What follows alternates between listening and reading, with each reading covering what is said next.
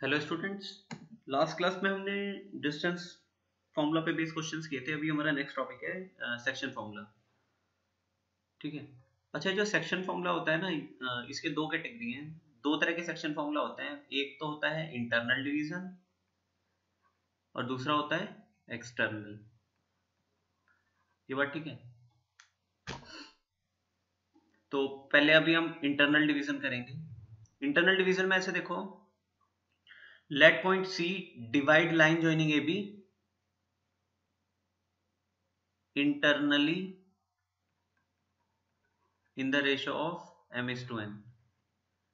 अच्छा, ये जो पॉइंट सी है ये ए बी को इंटरनली डिवाइड कर रहा है m:n के रेशियो में। तो इसका मतलब है कि सी पॉइंट ने ए बी को m:n के रेशियो में डिवाइड किया, तो सी का ए से डिस्टेंस अगर m है तो बी से डिस्टेंस n होगा। तो ये अगर m है तो ये वाला कितना होगा, दिस विल बी n। ये बात ठीक है। आप ऐसे देखो, अगर C point divide A B internally in ratio of 3:2, ठीक है। फॉर एग्जाम्पल मैंने लिख दिया। तो ये अगर मेरा ए पॉइंट है, ये मेरा बी पॉइंट है, तो सी पॉइंट कहां पे होगा? सी पॉइंट ने ए बी को इंटरनली डिवाइड किया 3:2 के रेशियो में। तो इसका मतलब है कि सी का ए से डिस्टेंस अगर 3 है तो बी से डिस्टेंस 2 होगा। ये बात ठीक है। तो अगर यहां पे ये मेरा सी पॉइंट है, तो ये डिस्टेंस अगर 3 है, ए से डिस्टेंस अगर 3 है तो बी से डिस्टेंस 2 होगा। इसका मतलब सी पॉइंट ने ए बी को इंटरनली 3:2 के रेशियो में डिवाइड किया, तो ए सी अपॉन बी सी का रेशियो क्या होगा? 3/2। ये बात ठीक है। अच्छा, ऐसे ही आप अब ऐसे देखो, C point divide A B internal ऐसे लिख लो, C point divide B A internally in the ratio of 5:7। तो सी पॉइंट ने बी ए को इंटरनली डिवाइड किया 5:7 के रेशियो में। तो सी का बी से डिस्टेंस अगर 5 है तो सी का ए से डिस्टेंस कितना होगा? 7। ये बात ठीक है। तो अगेन अगर मैं वही डायग्राम बनाऊं, ये ए बी है सी पॉइंट ने बी ए को 5:7 के रेशियो में डिवाइड किया, तो सी का बी से डिस्टेंस अगर 5 है तो ए से डिस्टेंस ये 5 है, तो ये वाला डिस्टेंस कितना होगा? 7। ठीक है। अच्छा, एक बात आप ये याद रखो कि मैंने ये नहीं बोला कि जैसे हमने ये लिखा है ना, ये 7 और ये 5, मैंने ये नहीं बोला कि ये ए से सी तक का डिस्टेंस 7 है एंड बी से सी तक का डिस्टेंस 5 है। हमने ये नहीं बोला कि ए सी 7 है and B C is 5।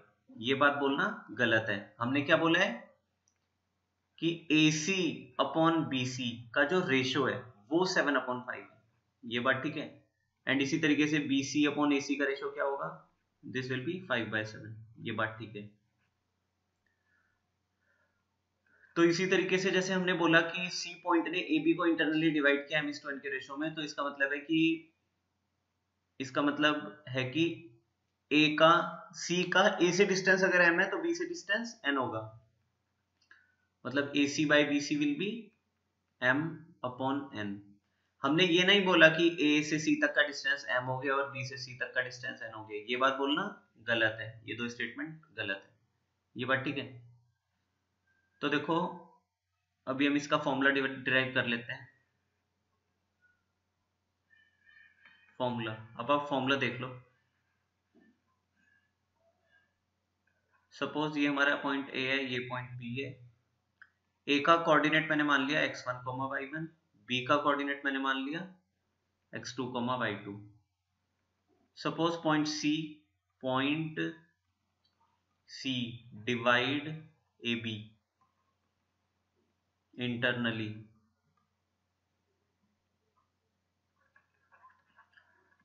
In ratio of m:n। तो इसका मतलब क्या है? ए से सी तक का डिस्टेंस और बी से सी तक का डिस्टेंस का रेशियो क्या होगा? m/n। तो ये अगर m है तो ये वाला डिस्टेंस n होगा, यही तो बात है। एंड a का कोऑर्डिनेट हमने x1, y1 मान लिया एंड b का कोऑर्डिनेट x2, y2। तो अब देखो, अब हमें क्या करना है, अब हमें c का कोऑर्डिनेट लिखना है। c का कोऑर्डिनेट लिखने का तरीका देखो, c का कोऑर्डिनेट लिखने का तरीका, c का कोऑर्डिनेट लिखने के लिए मैं m को मल्टीप्लाई करूंगा x2 से, n को मल्टीप्लाई करेंगे x1 से। तो हम लिखेंगे m x2 plus n x1 upon m plus n। ये तो आ गया मेरा x कोऑर्डिनेट ऑफ, ये आ गया x कोऑर्डिनेट ऑफ c। फिर कॉमा लगा के मैं यहाँ पे क्या लिखूंगा, y coordinate of c। y coordinate निकालने के लिए m को मल्टीप्लाई करेंगे y2 से, n को मल्टीप्लाई करेंगे y1 से। तो my2 plus ny1 upon m plus n। ठीक है, ये जो चीज है, ये क्या है मेरा y कोऑर्डिनेट ऑफ c। ये बात ठीक है। तो इसको याद रखना है, बहुत इंपॉर्टेंट फॉर्मूला है, mx2 plus nx1 upon m plus n, my2 plus ny1 upon m plus n। ठीक है, तो देखो इसको प्रूव कर दिया, प्रूफ भी देख लो इसका। प्रूफ करने के लिए आप ऐसे देखो, ये सपोज x एक्सिस है, ये हमारी y एक्सिस है, ये बात ठीक है। ये मेरा पॉइंट A है जिसका कोऑर्डिनेट x1, y1 है। ये मेरा B पॉइंट है जिसका कोऑर्डिनेट x2, y2 है।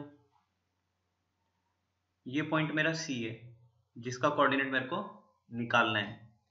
तो C का कोऑर्डिनेट मैंने मान लिया अल्फा, बीटा। ठीक है, यहां से ये मैंने एक स्ट्रेट लाइन बनाई which is parallel to x axis. अच्छा, A का कोऑर्डिनेट पता है, B का कोऑर्डिनेट पता है और C का कोऑर्डिनेट निकालना है। A से मैंने एक हॉरिजॉन्टल लाइन बनाया parallel to x axis, B से मैंने एक वर्टिकल लाइन बनाया पैरेलल टू y एक्सिस, यहां से भी एक वर्टिकल लाइन बना दी। ठीक है, तो इसको मैंने D नाम दे दिया और इसको मैंने E नाम दे दिया। अच्छा, अगेन वही है, AC बाय BC क्या है, ये रेशो क्या है मेरे पास, m:n। तो ये रेशो, ये अगर m है तो ये वाला n होगा। ठीक है, अब आप मेरे को ये बता दो D का कोऑर्डिनेट एंड E का कोऑर्डिनेट, D और E का कोऑर्डिनेट बता सकते हो, D और E का कोऑर्डिनेट। D का कोऑर्डिनेट बता दो पहले, तो D का कोऑर्डिनेट बताओ। अच्छा, ये पॉइंट C और पॉइंट D एक ही वर्टिकल लाइन के ऊपर लाई कर रहे हैं ना, तो दोनों का x कोऑर्डिनेट सेम होगा, ये बात ठीक है। तो इसका x कोऑर्डिनेट कितना आएगा, अल्फा आएगा। B और E ये एक वर्टिकल लाइन के ऊपर लाई कर रहे थे, दोनों का x कोऑर्डिनेट सेम होगा। B का कोऑर्डिनेट x2 है तो इसका कोऑर्डिनेट भी x2 होगा। अब आप ऐसे देखो, A, D और E एक हॉरिजॉन्टल लाइन के ऊपर लाई कर रहे हैं, तो तीनों के y कोऑर्डिनेट बराबर होंगे। A का y कोऑर्डिनेट y1 है तो D का भी आ जाएगा y1 और E का भी आ जाएगा y1। तो D आ गया alpha, y1 and this is x2, y1। ये बात समझ आ रही है। एक हॉरिजॉन्टल लाइन अगर हम लेते हैं, एक हॉरिजॉन्टल लाइन अगर मैंने ली, अगर मैंने कोई भी लाइन x एक्सिस के पैरेलल ली, तो उसके ऊपर लाई करने वाले हर पॉइंट का y कोऑर्डिनेट सेम होता है। इसी तरीके से अगर मैंने कोई वर्टिकल लाइन ली, मतलब पैरेलल टू y एक्सिस एक लाइन मैंने ले ली, तो उसके ऊपर लाई करने वाले हर पॉइंट का x कोऑर्डिनेट सेम होता है। यहां तक ठीक है? ठीक है, अब आप ऐसे देखो, in triangle ACD and triangle ABE। अच्छा, मेरे को ये बताओ, ये छोटे वाला ट्रायंगल और ये पूरे बड़े वाला ट्रायंगल सिमिलर होंगे या नहीं होंगे? Triangle ACD is similar to triangle ABE। क्यों सिमिलर है? एक तो आप ऐसे देख लो, ये एंगल A कॉमन आ रहा है, ये 90 है, ये भी 90 है। तो ACD ट्रायंगल में ये एंगल A आ रहा है और ABE में भी एंगल A आ रहा है, एंगल A कॉमन आ गया और दो एंगल 90 आ गए। तो AA सिमिलैरिटी से ये दोनों ट्रायंगल हमारे सिमिलर हो गए, सिमिलर हो गए। अच्छा, सिमिलैरिटी अगर आपको नहीं पता है तो मैं बता देता हूं। two triangles are, if two triangles are similar then their ratio of corresponding sides is equal. अगर दो ट्रायंगल सिमिलर है तो उनकी corresponding sides का रेशियो बराबर होगा, ये बात ठीक है। तो देखो ये दोनों ट्रायंगल सिमिलर है तो इनकी corresponding साइड का रेशियो बराबर होगा, मतलब AC by AB will be equal to छोटे वाले ACD ट्रायंगल में तो AC आया, ABE ट्रायंगल में AB आया,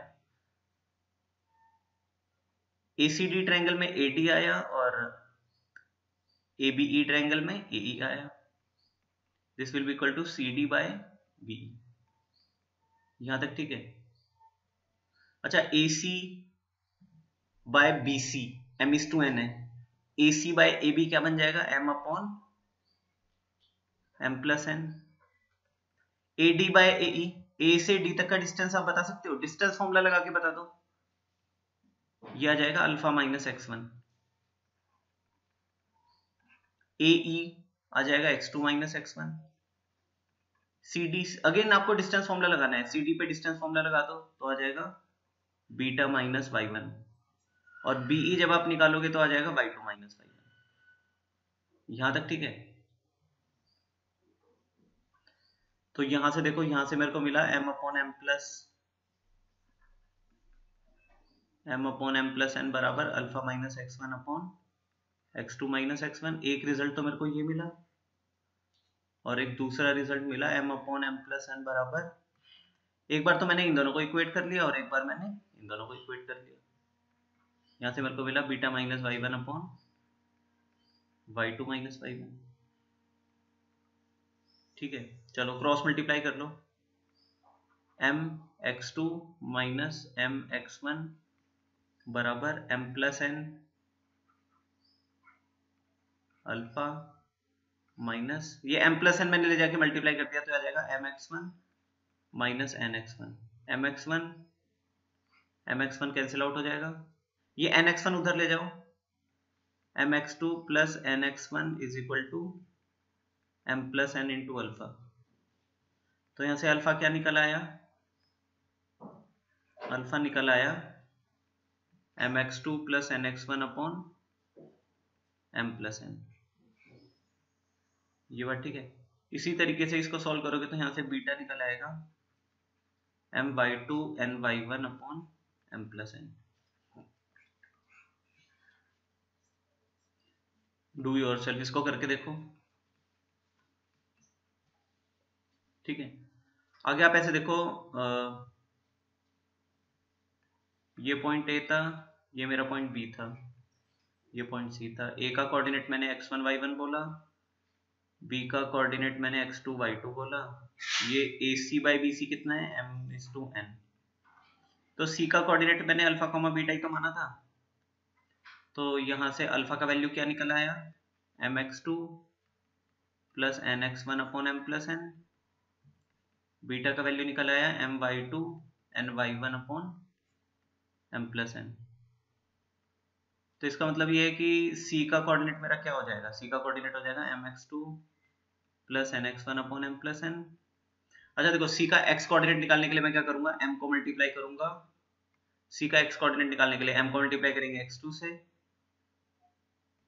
एंड n को मल्टीप्लाई करेंगे x1 से, ये बात ठीक है, और डिवाइड कर देंगे M+N से। इसी तरीके से इसका y कोऑर्डिनेट निकालने के लिए m को मल्टीप्लाई करेंगे इसके y कोऑर्डिनेट y2 से, n को मल्टीप्लाई करेंगे y1 से और डिवाइड कर देंगे M+N से। इसका y कोऑर्डिनेट आ जाएगा my2 ny1 अपॉन M+N। बहुत इंपॉर्टेंट फॉर्मूला है, this is section formula for internal division.